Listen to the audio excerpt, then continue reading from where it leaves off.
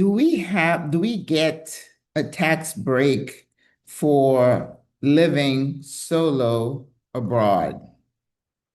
Are there things that we pay for that could be considered either a tax or a tax break just because we are living alone abroad? That's what I want to talk about today. There are costs that come with living alone, whether you're living at home or abroad, certain costs that you carry yourself because you're a single person that you wouldn't have to carry if you were a couple, if you were in a situation where you had a partner, someone to help carry the load. But I want to share with you some of the items that come under that umbrella for us single older women or single people, period.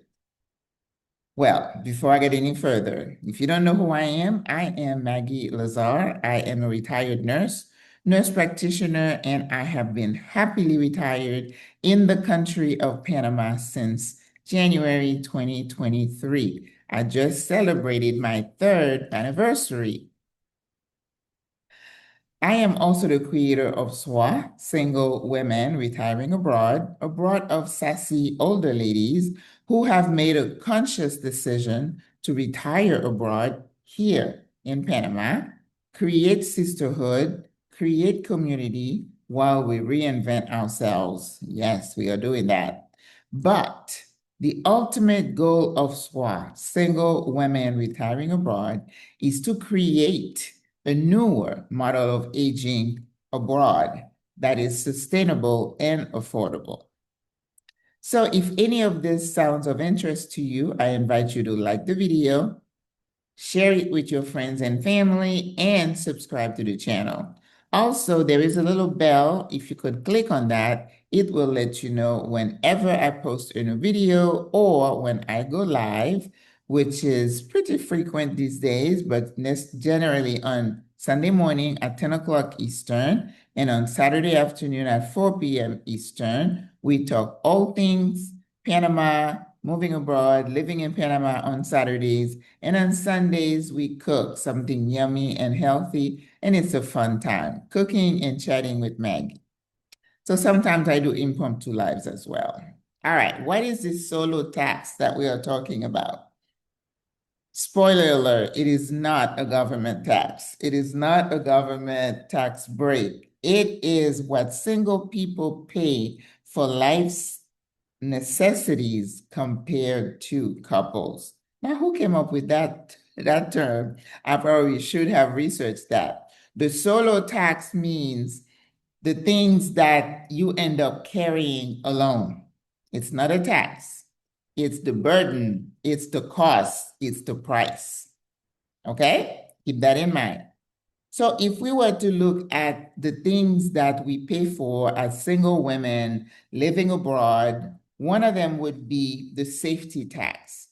Now, if you are in a relationship with someone of the opposite sex, for example, if you were going someplace, you were traveling, there is generally a sense of safety that you feel protected because there is somebody there to kind of watch over you or protect you, or hopefully.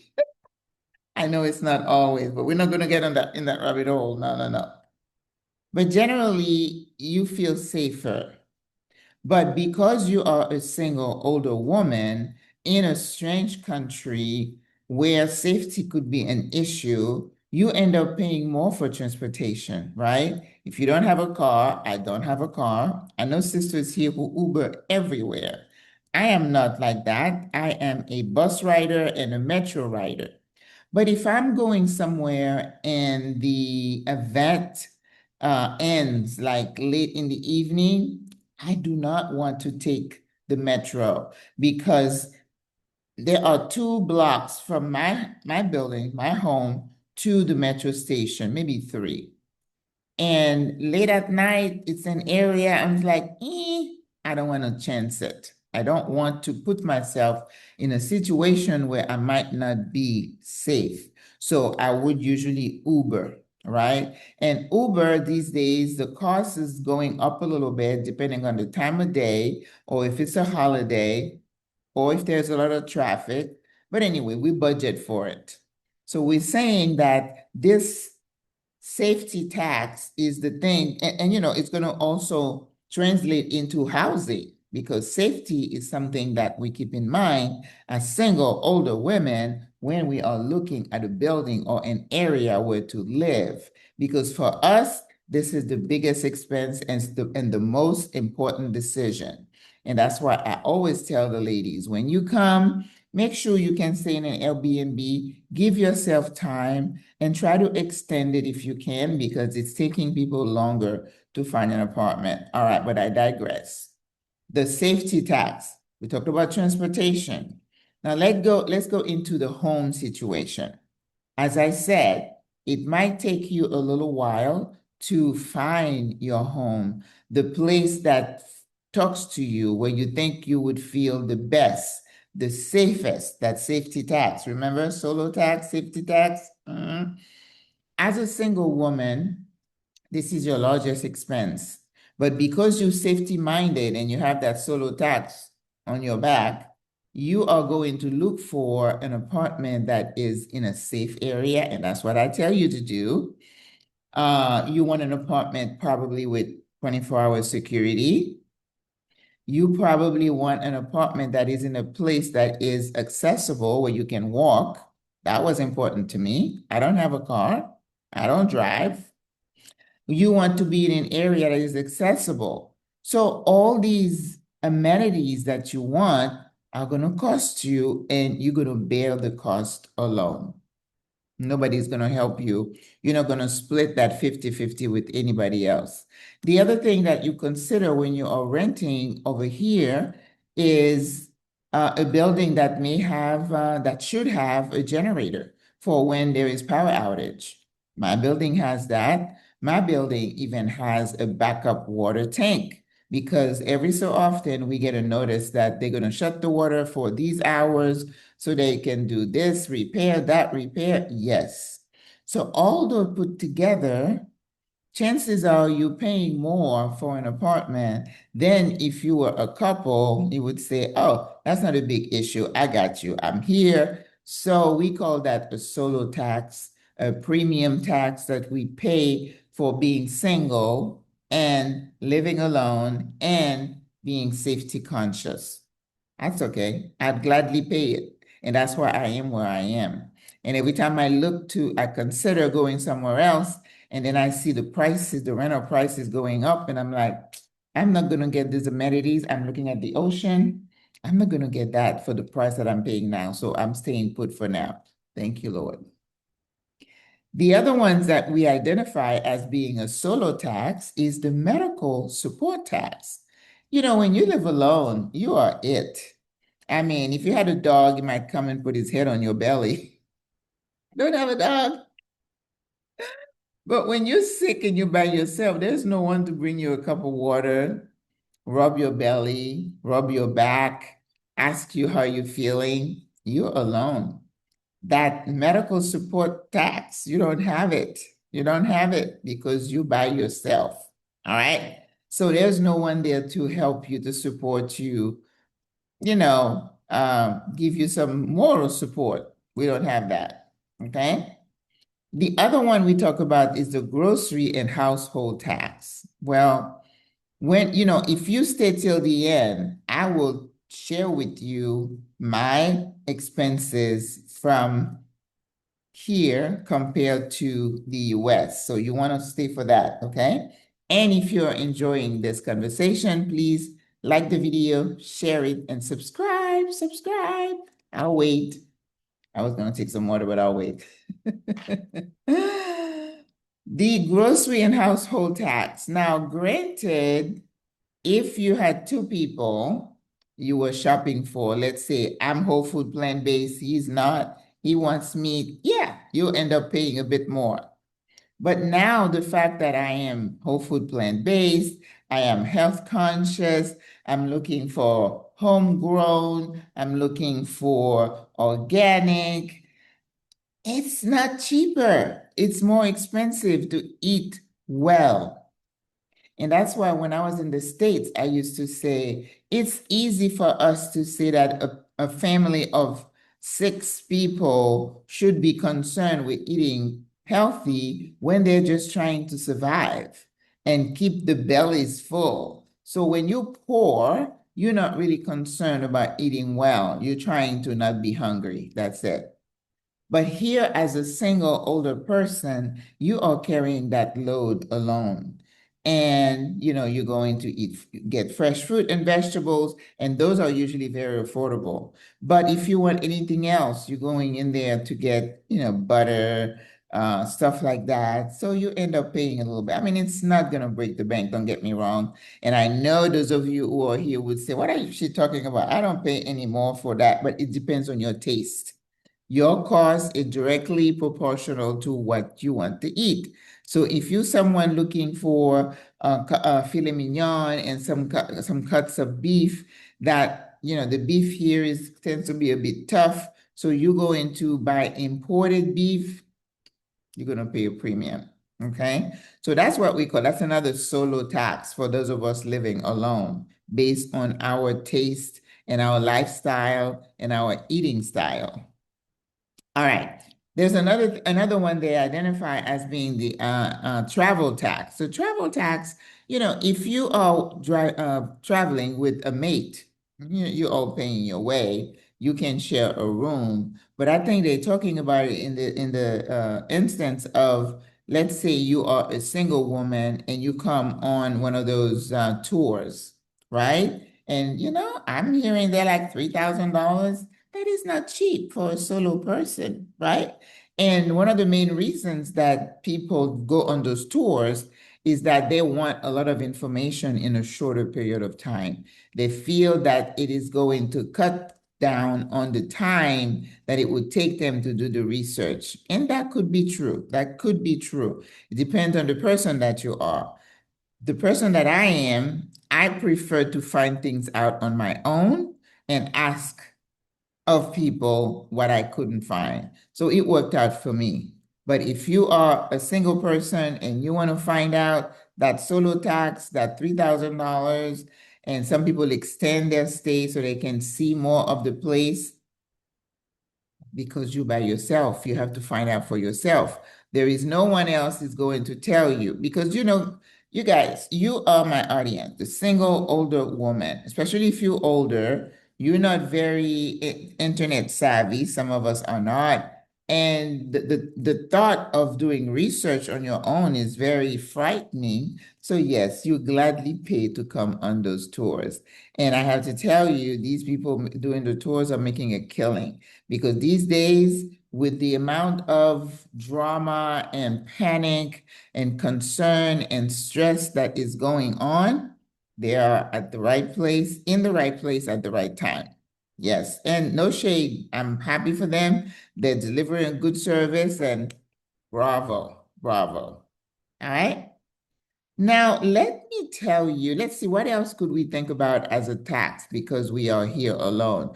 The healthcare tax, you could think about it as being alone, not just having a caregiver in the home, but just general care here. You're paying for all your preventative care, okay? That doesn't mean if you were a couple, you wouldn't, but chances are you would have had like maybe a family plan where when you go into the doctor, you just pay a deductible or a copay. Here, you're paying for all your preventative care. You're paying for all your, if you have a cold or whatever, you go see a doctor. You're paying for your medication, whatever they want you to take. The other day, I went to see a foot doctor because I had a couple of nails that were looking a little discolored, and I'm like, "Ooh, let's nip this in the bud." So the doctor wrote a prescription, a cream and a spray, antifungal. So, I bought an antifungal over the counter, didn't do anything. And I went to the pharmacy and she said $70. And I said, is that with my jubilado discount? She said, yes. So if I did not have the jubilado discount, it would have been 101 or something like that for a little spray and a little cream. So some medications can be pretty expensive here. And that's a tax on you as a single person because you don't have any insurance that's covering that. Okay. Now, some of you have mini med and you're like, I can go to mini med and get a discount. That's true. But you're still paying for that premium, right? And mini med is limited in what it covers. But yet, if you have a cold, you have the flu, you can go see your doctor. That's great. The other tax we can think of for us single people is that when you're going into the hospital and because you're of a certain age and you don't have access to like comprehensive health insurance here, get that credit card. I remember I was just talking to a sister here and I said, what do you do if you have if you end up in the hospital because she doesn't have a Medicare Advantage. And the Medicare Advantage, we know, is kind of iffy. You don't know who's billing for it, who's not at this stage. I don't have that clear in my head. But you have to have your credit card because that's what they want. So she said, I keep 2 or 3 credit cards with a good balance on them so that I can just hand it. And they said, la tarjeta, tarjeta. You need an IV? Tarjeta. You need an ultrasound? Tarjeta. You need an MRI tarjeta. That's what they do. And know that here in Panama, I'm not talking about Ecuador or anywhere else. If you get sick, you got to pay. If you go into the public system before you discharge, you have to settle your account. There is no bill that they're going to send you. There is no grace period. There is no indigent. None of that. Now that's a tax of being by yourself, living here alone. The solo tax hits when it comes to healthcare. Okay? Solo tax if you need to hire a caregiver, if you need to hire a therapist, someone to come and stay with you, a companion. Solo tax of being retired here alone. All right. Now I know that sounds like doom and gloom, but you know what? This is life. This is life. You can either choose to come to Panama to for your peace of mind. And then this is where the crux is. Is it worth it for you to have peace versus what you had over there? And for some of us, you can't put a price on it, okay? So you can call it solo tax, you can call it, I'm paying for my peace. We don't care what you call it. We're paying it and we pay it gladly. Now, having said that, you know, I always tell you to do the numbers, run the numbers, do yourself a favor and see where you are. So you're not blindsided to say, oh my God, I didn't see that coming. Maggie didn't tell me that. All right. People are quick to say, well, if you said it, it went over my head. Well, that's why I take notes when I'm talking to people, and whatever you need, I send it to you. If you don't follow the advice, that is on you, sis. Okay. So sometimes have someone with you on those calls. I've had people for their mom, an adult child is there. This is ideal because sometimes people forget what you tell them, and then they're quick to put the blame on you because they did not follow what you told them. All right. Make sure you subscribe. Now this is part 2. We're going to talk about, and I'm going to put it on the screen, the difference in costs from what I'm paid in the US versus what I'm paying here. And then you can decide, is it really a solo tax? Let's see. Rent, mortgage. When I divorced, the house went to my husband. So he was out of a mortgage 2 years after the divorce, and I had just entered a mortgage. So I'm still paying a mortgage. He's not. But you know what? I've never regretted that because the peace that came from that decision, the lack of fussiness and none of that. And I am grateful for that. Okay. You can put a price on that. So right now, my mortgage is about 1,050, 1,000. It started at about 800, and every year it's gone up because of the cost of home insurance. So I'm at about 1,050. My rent here is 1,500. So you might say, oh, you pay more for your rent here. Yes. But I could not pay what I'm paying here over there for a condo facing the water, oceanfront, 2 bedroom, 2 bath. You know that. You know that. Okay. So I think I score on that one. But yes, I still have a mortgage. Some people don't, and it's wonderful. I try, but my house is still there. All right. Food. Food for me here in Panama, if I'm just eating for me, I'd say about $300, give or take 300, 350 a month. Because, I can go to Supermercado Rey maybe twice a month, but then I'm always, if I'm at the mall, I'm checking to see, do they have okra, do they have sweet potato, so I buy little things on the side, and I'll go to the farmer's market and get the fresh fruit and vegetables. So, yeah. But in the US, I didn't have the choice of going to a market like that. Well, there was one in Orlando, but it was far from my house. And unless I'm in that area, I did not go in there, which was not even once a month. It was just like sporadically. So, but food is expensive in the US. And I don't eat meat per se, even though now I get a chicken if I'm making a meal on Sundays. I've bought oxtail a few times for some recipes, but I don't buy steak, I don't buy pork, no. So I save money on this side because I don't eat meat. But if you are eating well, if you want to do whole food plant-based, if you're looking for organic, you're gonna pay. You're gonna pay a premium, okay? But food in the US is off the chain. So I would say I paid about 500. It was just me, but I think it probably was a little bit higher. So I score here again on the food, okay? Utilities, I definitely score. You get, as a jubilado here in Panama, you get 25% off your utility bill. I had central heat and central air, not heat here, that kind of fizzled out. Something happened to it after, I think, maybe 3 months.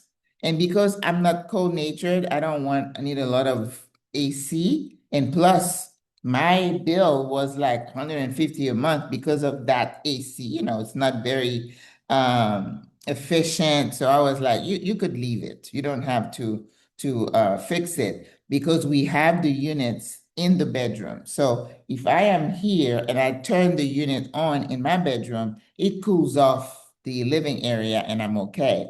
And a lot of us now have discovered fans. Again, I grew up with fans. So now a lot of us have fans. And when we blow the air with the fan, sometimes we don't even need to put the AC on. So my bill has gone down to about 40, 50. Even 1 month it was 25, but I think I was out for a week. Well, that doesn't count. So I would say the average $50 a month. That's pretty good compared to over there, 150 to 200. And I was very careful on how much I used that. If I was out of the house, that thing was off, right? And I left it at about 76 up to 80. And people are like clutching their pearls. 76? Oh, that's too hot. Well, that's good for me. All right. So I score again in the utilities. Cable. Cable here and Wi-Fi, I pay about $48 a month, which is about, I say 50. At home, I was paying, or was it the company, DirecTV? I was paying about 150 to $200 a month. And then one day I sat about a year before I left. I was like, why am I paying this? I don't have time to watch television and I don't want to watch that trash on TV. There's nothing that appeals to me. When somebody says, do you know what's playing this show? I don't know because I don't watch television like that. The only thing I would watch would be some Spanish shows, and I can watch that on my computer. So I turned it off. I cut it off. So I don't know if I score on that one, but cable, I wasn't paying anything for about a year, $50. Now, talk about the car. The car is a good thing for me to tell you. I was in a lease. I had a Tacoma Toyota. We love Toyota in my family because all of us have had Toyotas and they're great cars. And I know they're Are they Chinese or Japanese? I don't know, but they're foreign, but they're good cars. And I had that lease that was going to expire about a year before I had to come to Panama. So I had a decision to make. And at that time in 2023, I don't know if you remember, they were having a shortage of parts somewhere outside the country where they were making certain parts. And then so the inventory was really low. I remember going to the dealership and I was like, where are all the cars?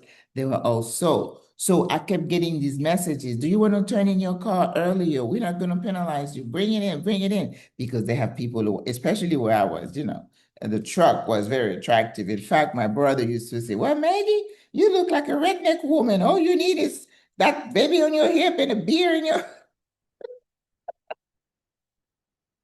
It was so funny.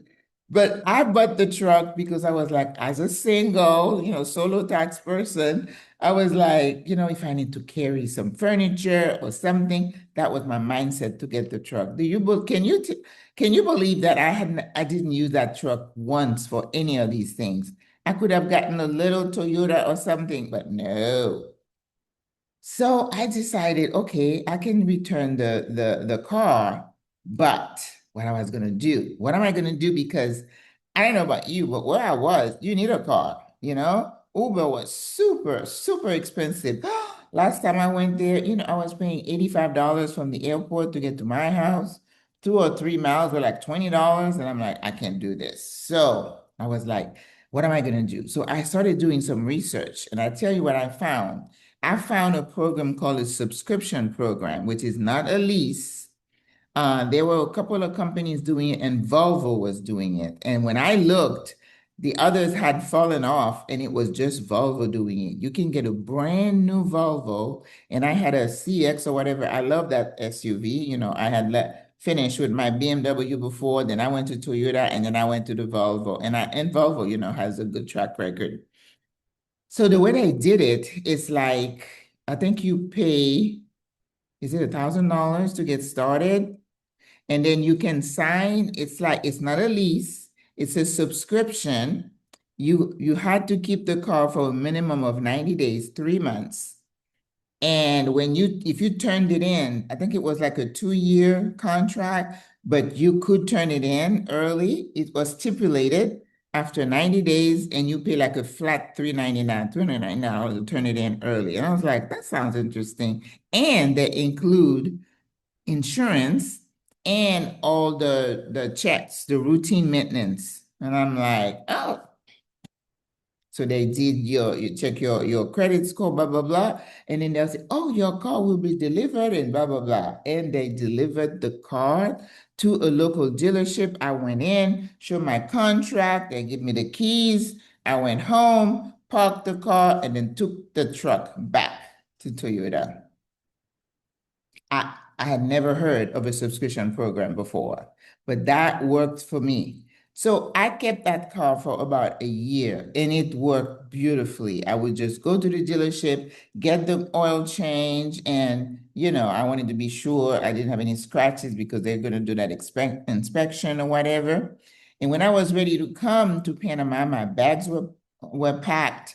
I just drove the car. I told them I was coming to turn it in. I drove it to a Volvo dealership, and it's like, oh. And then the girl was like very dismissive. She gave me a piece of paper. She's like, fill this out. So I filled it out, and she said, keys. And I handed her the keys. She said, thank you.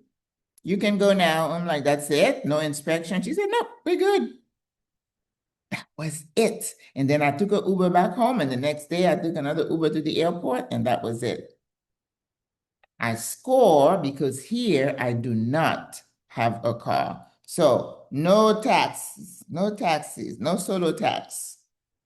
Because here I got myself 2 cards, Metro cards. I take my Metro, I prefer Metro. And I know Barbara, the other lady who is really well versed in the Metro system, she's like, I prefer the buses. I don't, I prefer the Metro. And the buses, if it's rush hour, whoo, you don't want to be caught on a bus. It's not pleasant. The the closeness of the bodies is a little too close for me. But I load my card for like, I try to keep two cards because depending when I'm going, I have a crossbody, I have a card in there, and I have my purse, I have a card in there, and I try to keep them loaded to at least $10. So, but if I do that for like $20 a month, it covers, I don't have to load it up again. And my budget for Uber is about $50 a month. And I do not use it a lot. I do not use Uber a lot. So I always try to arrange my schedule depending on where I'm going and what time of the day. If it's really hot, it hasn't been hot. This dry season has been anything but dry. It's been nice and cool and kind of cloudy and rainy. It's different. So whatever is happening in the weather, it's not typical right now. So I score. I do not have a car. I don't have to worry about driving in this traffic, even though my little 89-year-old new friend says she drives all over the place. I'm like, I take my hat off to you, mama. Yes. But I don't have to worry about buying gas, repairs, and some days if I go shopping and I have a bunch of things, I think about a car. But then I talk myself out of it, and I'm like, that's once in a while, Maggie. It's not necessary. I do have a parking spot in my building, and sometimes people rent them and pay like a little $30 a month. I don't even know if that lady is renting it. I need to check because that's $30 that I could have. But anyway, so on the car, I score because $70 or $90 a month compared to what I was paying at home was about $1,000. I think it was like $800 for the car, and then for gas, I paid gas. So I think about $1,000. To me, that was a lot of money. $1,000 a month for a car? That's crazy. But you need a car. You need a car. Insurance for the car, it was handled. In my mortgage, it was included. I didn't have any other insurance to worry about. So I don't have that here either. Someone asked me if I have renter insurance here. I do not. Because most of the things that are in this house belong to the owner. I only have a dining room, and if there's a fire, it goes, it goes. I'm not paying insurance for that. No gas expenses, no car repairs, or score, score, score. Home repairs. With my lease here, I'm responsible to clean the AC unit twice a year. And that's usually like $100, $120. So I score.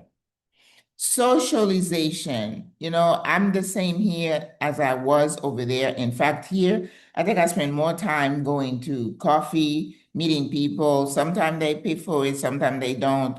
Or go meeting with people. Like today, I went to meet the sister. We each pay. So every time I'm like, they kind of pull back again. You don't need to be going to lunch twice a week to meet people, and because I have food, I'm a cook.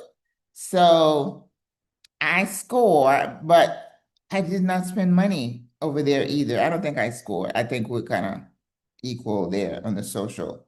Now I score on the ties. When I was out in the US, I was paying tithes when I was in church. But in 2016, after I saw what was going on with these pastors, I'm like, no, I don't need to be in organized religion. I stopped going to church. And I started tabulating all the money I had spent in tithes. And I was like, wow, that's a lot of money. But it's done. I don't have to worry about it, and I can't get it back. And it's like, if I give somebody money, what you do with it is your business. If, as a pastor, people are giving you their money and you see what they're doing, some of them, living luxurious lives, wearing $2,000 suits and $500 shoes, you're going to have to deal with yourself and God. I give it, I release it, it's on you, but I don't do that anymore. No, I'd rather give it to somebody in need than give it to those people. That's a personal choice. No, I am not criticizing anybody, and you don't need to criticize me for anything. People always have something to say, but the Bible says, you read the Bible, I read the Bible. Let God be the judge, okay? All right. So I think, what else do I pay here? I mean, also you could have an expense in terms of your personal, like things you buy for the house or clothing. I tell people to save maybe 100, 200 a month for that because clothing is so cheap. You can buy something like it for $3 or shirt for $2.99. Now, I just bought some shoes I paid for because I wanted the quality. I bought two pairs of sneakers because, got to be comfortable in Panama streets. It was about $111, but it's money well spent. And one pair was on sale, definitely. So I don't mind because for comfort and safety, you pay. But the clothing, no. Now, how much did I pay over there? I wasn't buying a lot of clothes either. So I think we're kind of equal there.